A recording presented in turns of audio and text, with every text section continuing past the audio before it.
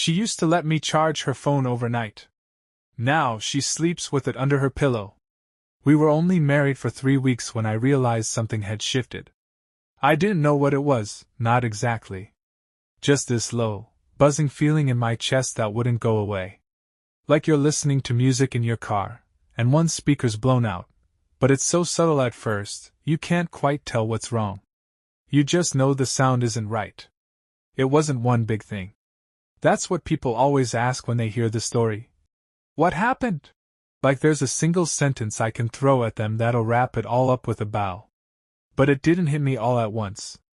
It leaked in. Slow. Quiet. So quiet, I started to think I was just being paranoid. Hell, maybe I was. I had every reason to be on edge. I'd just married a woman who'd always kept me on my toes. Wild, unpredictable, moody as hell. But I loved her. God help me, I loved her. We'll call her S.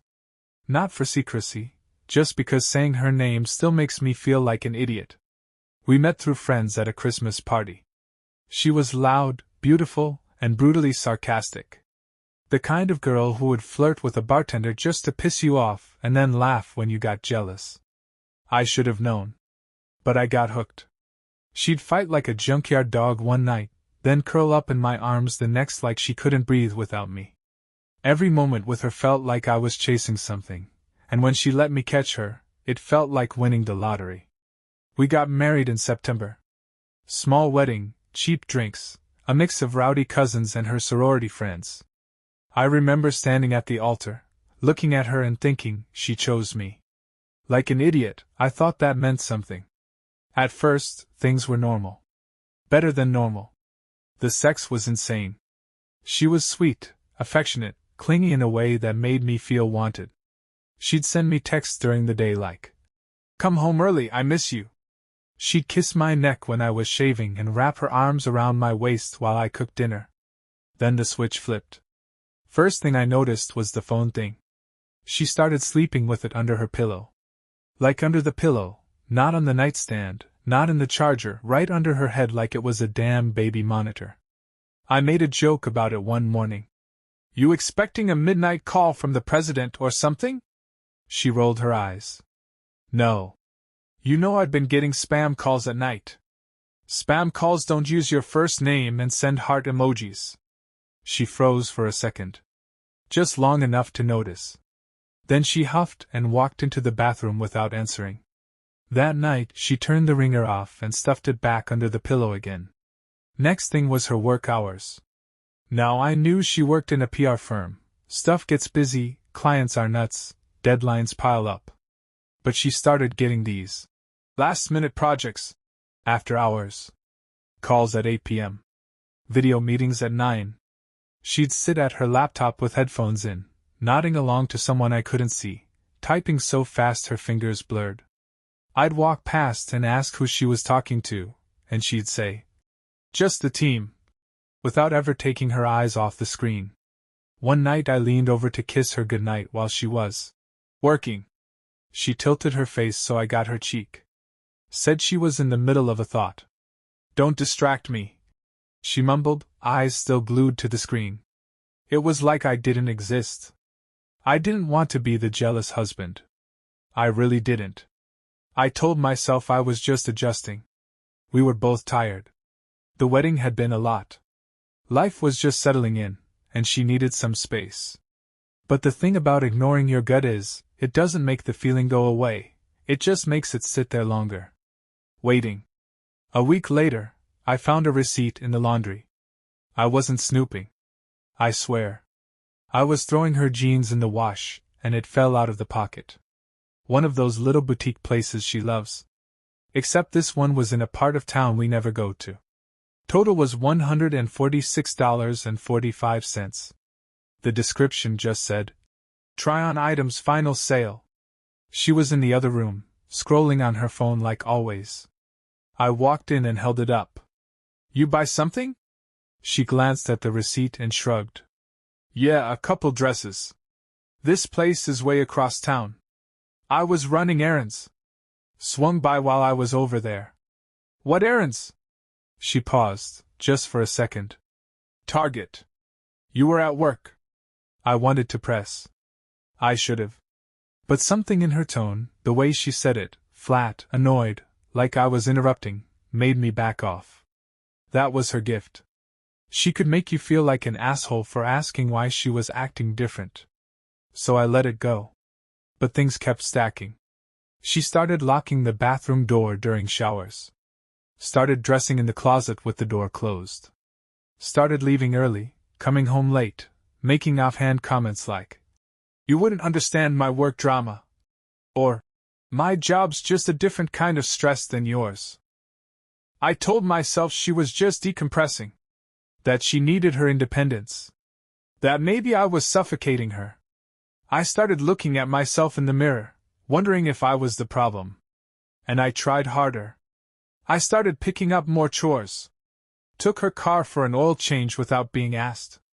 Bought her favorite snacks, left notes in her purse. One day I sent her flowers at work. Just because. She texted me back. "You didn't have to do that." No heart emoji. No smiley face. Just, "You didn't have to do that." Still, I brushed it off. Maybe she was just having a long day. Maybe she didn't know how to receive love anymore. Maybe she needed more time. But deep down, I knew something was off.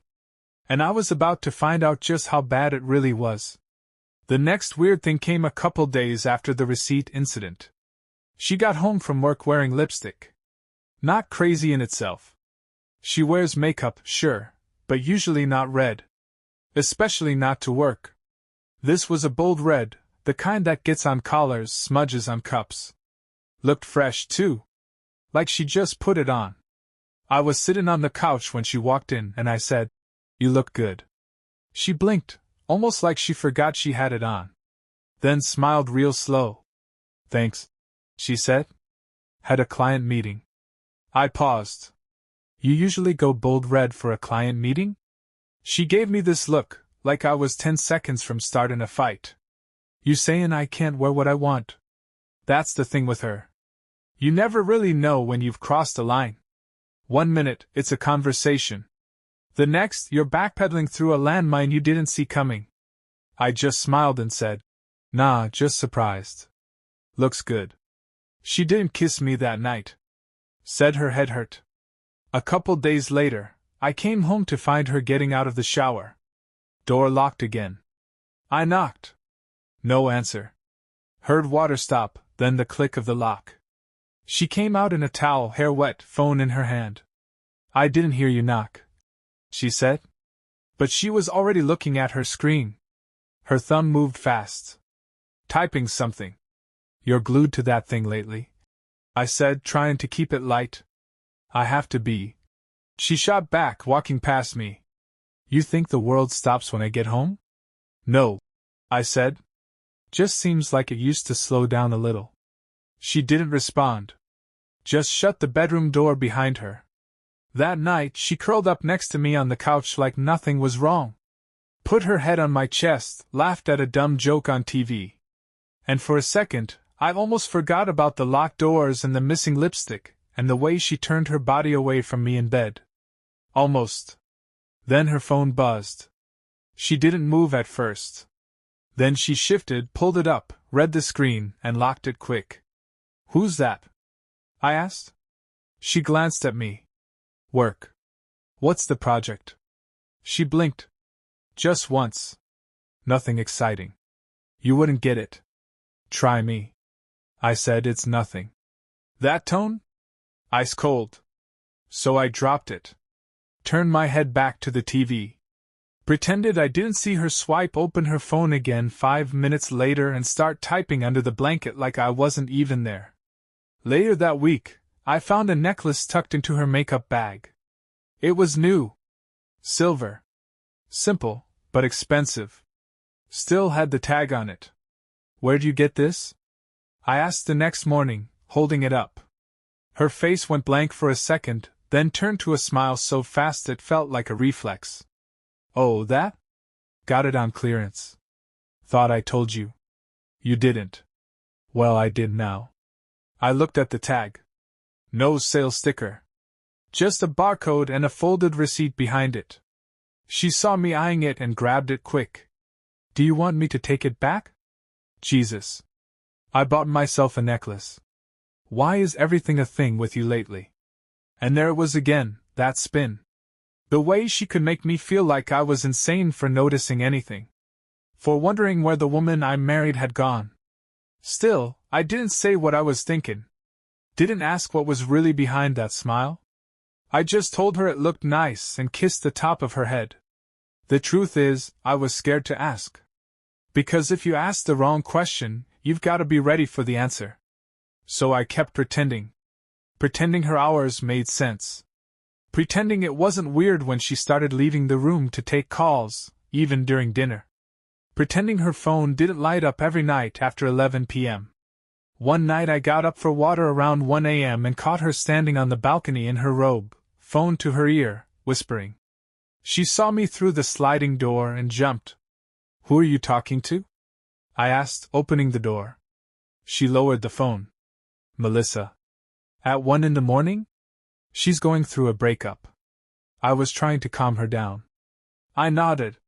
Put her on speaker. Her eyes narrowed. Are you serious right now? I just want to say hi. Well, I already hung up. That was it. That's all she said before brushing past me and going back to bed. I stood out there a while, watching the moonlight glint off the edge of her wine glass. There was lipstick on the rim again. That same red. I picked it up. Swirled the wine. Took a sip. Warm, stale, left out too long. Just like me. Still, no proof. No names. No photos. No messages. Just pieces. Unmatched puzzle bits that I was probably overthinking. That's what I kept telling myself, anyway. That I was wrong. That she was just tired. Stressed. Distant, but not dishonest. And that if I just held on long enough, things would go back to how they were. Turns out, I was holding on to a ghost. I don't know what flipped the switch in my head, but for a little while, I started thinking maybe she was right. Maybe I was losing it. It was around the time she came home with takeout and that big smile, said she wanted to have a date night in. No phones, no distractions, just us, the couch, a bottle of wine, and some dumb rom-com she made me watch when we first started dating. She curled up under my arm like she used to, all soft and clingy, like nothing had ever been wrong. I kept waiting for the other shoe to drop, but it didn't. She laughed at my stupid jokes. She fed me bites of garlic bread. She looked me in the eyes when she said, I miss this. And the scary thing was, I believed her. I looked at this woman, barefoot in sweatpants, wine glass in hand, eyes soft like warm honey, and I thought, what the hell am I doing? Was I seriously about to sabotage my marriage because she changed her phone password? Because she worked late? Because she wanted some privacy? Hell, maybe I was the jealous husband. The suspicious one. The guy who overthinks everything, who reads too much into quiet moments and imagines slights. I started feeling guilty. Like I was watching her every move, waiting for her to slip up. Like I'd become the thing I always swore I wouldn't be. A man who didn't trust his own wife. That night, she told me she noticed I'd been acting weird. You've been distant, she said, lying with her head in my lap, fingers tracing slow circles on my thigh. What's going on in that big dumb brain of yours? I hesitated. For just a beat. Then I exhaled and said it. I guess I've just been feeling off. Like maybe I don't know how to be a husband. She sat up, tucked her legs under her, and looked at me like I'd just confessed to murder. Where's this coming from? I don't know. Just feels like maybe I've been overthinking. Like I'm waiting for something to go wrong. Her whole face softened. She reached for my hand, laced her fingers with mine. Baby, she said, you're not screwing anything up. You've been great. I'm the one who's been a mess. I've just been overwhelmed. Work's been insane. I'm sorry if I made you feel like I was pulling away. I didn't mean to. There it was. The fix. The words I didn't even know I needed to hear. I nodded. Squeezed her hand. Told her I loved her. She leaned in close and said, "I love you more than anything. You're my home." And I'll admit it, right then I melted. The next week was damn near perfect. No shady phone stuff. No weird behavior. She even tossed her phone to me once and said, "Can you look up that place we went to last fall? I want to go again." No hesitation. No freak out when I held her phone. No sketchy messages popping up. It felt like a clean slate. We started having real dinners again, at the table, not the couch. She initiated sex more. Laughed more. Got up early to make me coffee like she used to. She even asked about my work, which almost made me choke on my eggs. I told myself this was it. The storm had passed. I'd gotten all in my head for nothing. My wife wasn't cheating, she was just overwhelmed. She needed patience, not suspicion. And I needed to be a better man. A better partner. So I let my guard down. Completely. Stopped side-eyeing her texts. Stopped counting her hours. I told myself if she wanted space, she could have it. That trust meant trust, even when it's hard. And for the first time in weeks, I felt peace.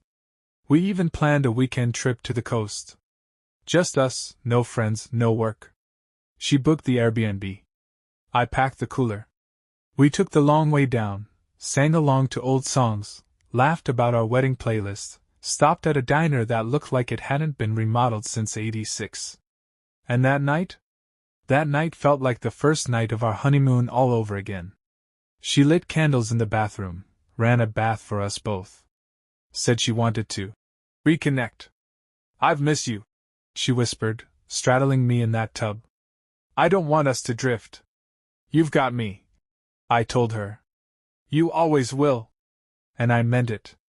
Every word. But the thing about peace? Sometimes it's just silence before the scream. And all it takes is one sound to break it wide open again. Coming back from that coast trip, I felt like we were finally out of the woods. She was touchy again, affectionate. No attitude, no snide remarks, no cold shoulders. I caught her humming in the kitchen one morning, dancing in her socks like she used to. The kind of stupid, simple joy that makes you forget you ever doubted her in the first place. I remember standing in the doorway just watching her for a second. Thinking, this is it, this is what we fought for. The rough patch, the second guessing, all that tension, it was behind us. Just a couple of newlyweds figuring it out. Not every marriage starts smooth. I believe that. I needed to.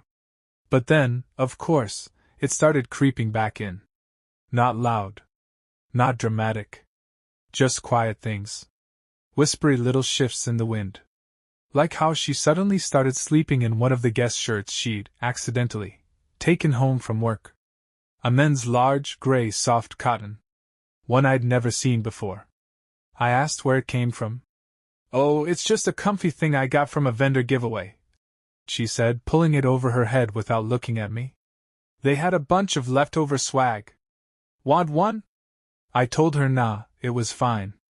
But something about the way she said it, like she'd rehearsed it, rubbed me raw.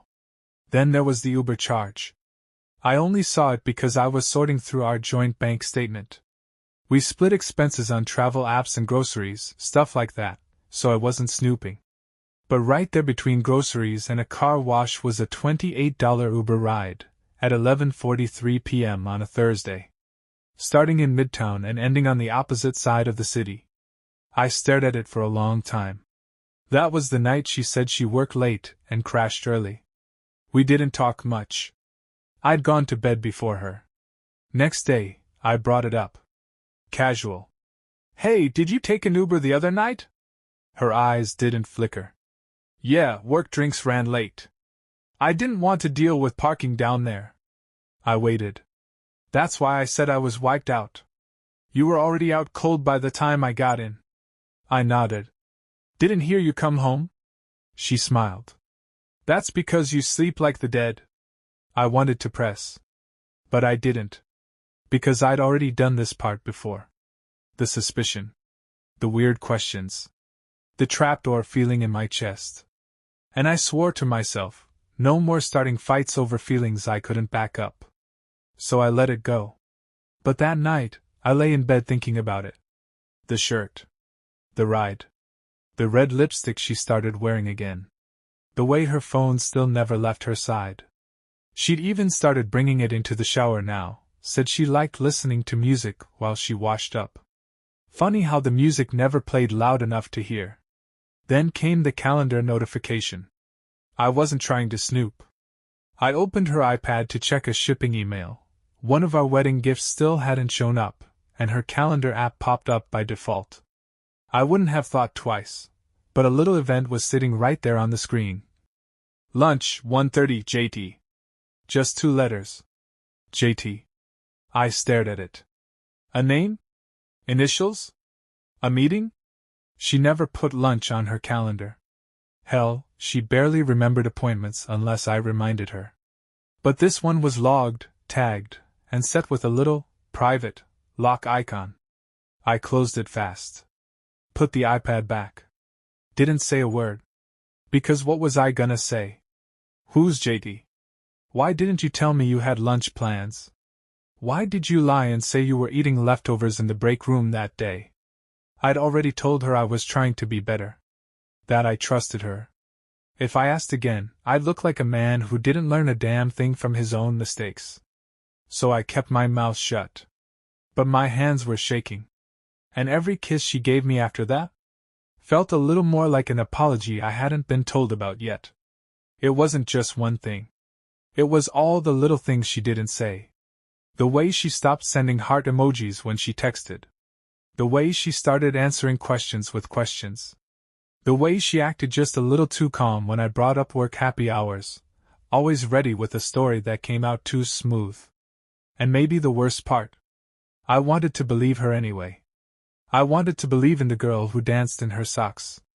I wanted to believe in the woman who said I was her home. I wanted to believe the silence between us was just comfort, not distance. I kept telling myself, you've got no proof. No messages. No names. No confessions. Just paranoia. But sometimes paranoia's just what you call truth before it gets loud. And mine was about to scream. It was a Sunday morning, the kind that should have been lazy and quiet. We were on the couch, both in sweats, her hair in a messy bun, the kind of day where you barely move and don't even care.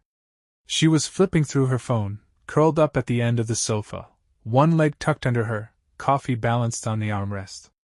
I had mine on silent, scrolling through emails, looking for nothing in particular. And then I heard her phone buzz. Not just buzz, ping. Not her normal notification sound. This one was different. Louder. Sharper. Like it had come from an app one hadn't heard before. She flinched. Just slightly. I didn't even look up at first. But I saw her freeze. Then flipped the phone screen down on her leg. I waited. She didn't move. Didn't check it. Didn't touch her coffee.